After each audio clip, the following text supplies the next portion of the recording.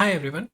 Have you ever thought why your video call does not drop even if you switch internet connections from your mobile to Wi-Fi? Why internet feels faster these days than it used to a few years ago? Obviously, your internet speed and bandwidth has much to do with it, but what's beyond that? Why there was a need for Google to come up with a brand new protocol instead of just using TCP? The answer to all these questions revolve around HTTP 3. In this video, we're going to cover HTTP 3, which is the latest version of HTTP released in 2022. Despite it being released so recently, it caters to around 25% of the total HTTP connections on the internet today. So let's get started. Now, with HTTP version 2.0, we saw that multiple requests and responses could flow on a single TCP connection. Okay. Now, these requests and responses were broken down into smaller data segments, and each of these data segments had a sequence ID and a stream ID. So with the help of these sequence IDs and stream IDs, it could be rebuilt at the receiver's end. Okay. And when the responses were sent, these could be again rebuilt according to the stream IDs, and the responses were mapped to the corresponding requests. Okay. Now, one of the major issues with this particular framework was, let's say if one of the data segment is lost, all the other data segments on the TCP connection had to wait unless and until this data segment was replayed or retransmitted. Now, TCP in itself guarantees ordering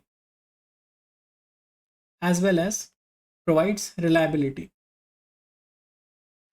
Now, because it guarantees ordering and ensures reliability, any data segment that is lost has to be replayed.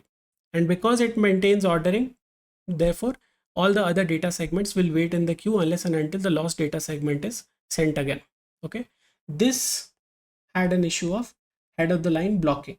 So because of the head of the line blocking, there was a reduced latency at the request layer because all the other requests had to wait because one of the data segment from one of the stream was lost. Okay. Now, so what is the solution to this? Now in HTTP 3.0, we replaced TCP with UDP. Okay. Now, how did it solve the problem? So we see that UDP does not maintain ordering, or it rather does not guarantee ordering, and it also does not guarantee reliability. Okay. So if you see the major differences between TCP and UDP, you would see that UDP does not have a reliable connection, or it does not ensure the reliability of the data, and it also does not guarantee the ordering. Now, this is important and this is very useful when you are having a low latency low latency requirement, wherein when you are doing video calls, or when you are doing gaming or an audio call, wherein the data segments, if they are lost, are okay to be ignored rather than retransmitted, right? Whereas in TCP, the reliability of the data is very important when you're doing a transaction, or when you are web browsing, or when you're having a connections to establish to the databases. The data there, we cannot afford to lose any segment of the data. Okay. And also the ordering has to be maintained. Now, UDP did not have all of this. So now, since we were using it with HTTP 3.0, will the system's reliability come down? Can we have afford to have the reliability of the system come down? Obviously no, right? With just to reduce the latency and remove head of the line blockings, we cannot afford to bring down the reliability of the system. So that is the reason why engineers at Google, they came up with a protocol called the QUIC protocol that was sitting on the application layer. So in the TCP IP layering, we have application layer, we have transport layer, and we have internet layer, and so on. So at the application layer, they brought in a QUIC protocol, which is basically your QUIC UDP internet connection. And with the help of this protocol, they ensured that the reliability of the data is maintained. How did they do that? So when the data segments are flowing on the transport layer, we cannot read the sequence number or the stream ID of the data. Okay. But at the application layer, these data points can be inferred from the data segments. Okay, so what QUIC did was, when it was rebuilding the data back, okay, let's say the responses are coming and it is rebuilding the responses back, it saw that one of the data frames, let's say the data segments are missing, or in UDP we call it datagrams. So one of the datagrams are missing. So what it would do is, it would not block the transport layer altogether. It would let all the other datagrams to come while requesting for the retransmission of this missed datagram as well. Okay, so it need not do any blocking at the transport layer. It will just request for retransmission of the lost data frame.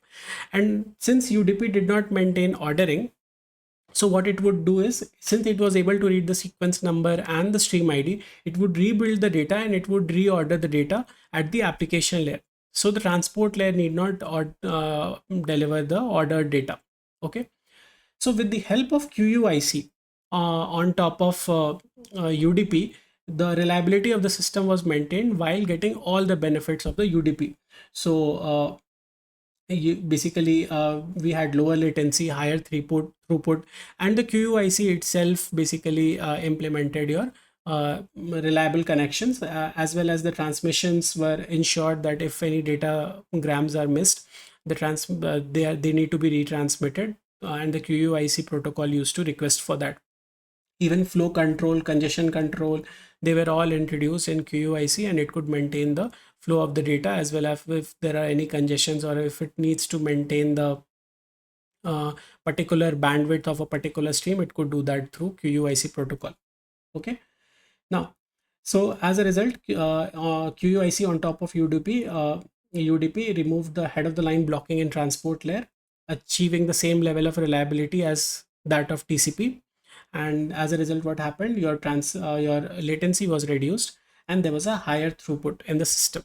Okay, multiplexing was anyways there in HTTP 3.0. And in multiplexing, even if let's say multiple streams are, let's say if one of the data segments on one of the data grams on one of the data streams on one of the streams are lost, the other data grams flowing on the same UDP connection need not wait.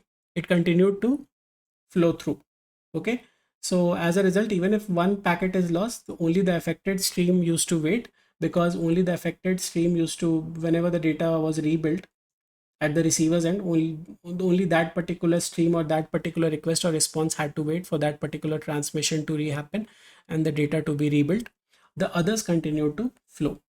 Okay, now one of the other major benefits of HTTP 3.0 was, in HTTP 3.0 we combined the TLS along with the connection establishment. So what happened was, in HTTP 2.0, whenever you are required to make a TCP connection, there's a three-way handshake that happens. So the client says that I want to connect to the server, sync request, the server sends a sync request and an acknowledgement back, and then the client finally makes an acknowledgement of the sync request from the server, and a three-way handshake happens, and this TCP connection is established. Okay, but this TCP connection is basically not secure. Okay, so whatever data is flowing on this TCP connection is prone to data breach. Any person who's reading on this particular data can easily infer what it means. So therefore this data needs to be encrypted on the transport layer when it is flowing on the internet. Okay, so we had to do a TLS handshake on top of TCP handshake. So on TCP handshake, we needed one round trip time basically to establish a TCP connection. Now once the TCP connection was established, then basically your TLS handshake need to happen to make it secure. Okay, so the client would send an hello, basically in the hello request it would send all the TLS versions it would support, and then the client and the server certificate exchanges would happen, and as a result a symmetric key was exchanged, and using that symmetric key now at both the ends, at the client's end and the server's end, basically the data was encrypted and decrypted.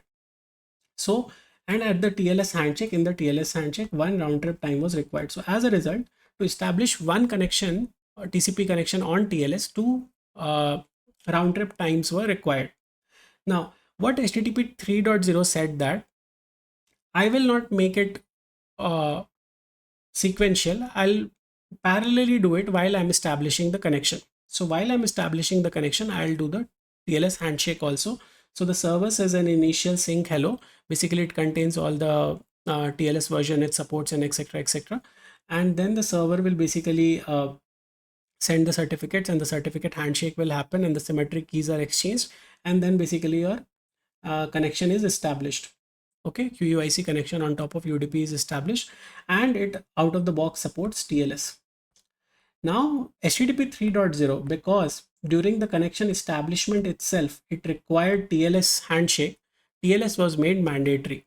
And because TLS was made mandatory, it has an enhanced security, because now any server or computer which is basically supporting HTTP 3.0 would not connect without TLS. So there was an enhanced security as well. Now there was a connection migration. So let's say if you are talking on a video call and you basically switch your network from your mobile internet to your router, you basically the experience should be like you do not experience any lag or any drop in the connection, right? So what HTTP 3.0 did was, now before we jump into HTTP 3.0, we'll see what HTTP 2.0 did. So in HTTP 2.0, we had a TCP connection, and every TCP connection on the internet is basically recognized by a tuple of 4 values, which is basically your client IP and client port and destination IP and destination port. Now TCP connections are stateful. So basically every connection is on the internet, a TCP connection on the internet is basically recognized by a client IP and client port and destination IP and destination port. If any of one of them changes, either your client IP changes or port change or destination IP change or destination port change, a new connection has to be established and a TLS handshake has to be done if we are talking about TCP. Okay, so whenever you switch between routers or mobile internet on a TCP connection, a new connection has to be established and the old one drops. Now in HTTP 3.0, we are using QUIC, and what QUIC protocol said was, I am not going to use this 4 set of values to basically identify a connection. I will use my own CID, which is my connection ID, to correctly identify a connection. So what happened now was, once the connection was made, there was a CID that was given to that connection. Okay. So now let's say if mobile is connected to a router and router is having a public IP of public IP as 192.1.1. Now when let's say the mobile whenever let's say your data segments are already flowing, okay, data segments are already flowing to the requests are already flowing to the server, that is google.com. If in the middle of that you change your you remove your network from router to your mobile network, your IP changes. Let's say your IP goes to 9.9.9.9. Okay, so since your IP changed, the data segments now which the google.com would be receiving will see that the IP has changed. Okay, so it will what it will do, it will need to establish a new connection. No, it will see that although the source IP has changed, but the connection ID is the same. So what it will do is it will say that I recognize this connection ID. So I will remap this particular data segments that are coming to the same connection ID that I recognize. Okay, so I need not do a new handshake and a new connection request, and we will basically be using the same old connections that are there. So with the help of connection ID, basically your connection migration was possible, and you need not do a new connection altogether whenever an IP or a port change for any source or destination IPs, destination servers or source servers. Okay, so that's it for HTTP 3.0. Now with this we have covered all the HTTP versions, and along with the HTTP versions we have covered some very important basically features of an application layer protocol. Basically, let's say if you're talking about head of the line blocking, or we're talking about multiplexing, or we're talking about pipelining, all these things were covered in all these versions of HTTP. Now in the subsequent videos we'll talk about a few more protocols, and we will see, and we will basically focus more on the applications, and we will see when and why and where we should use these protocols in system designing, and when and why and where we should not use these protocols in system designing. So that is going to be very important in the upcoming videos. So thank you.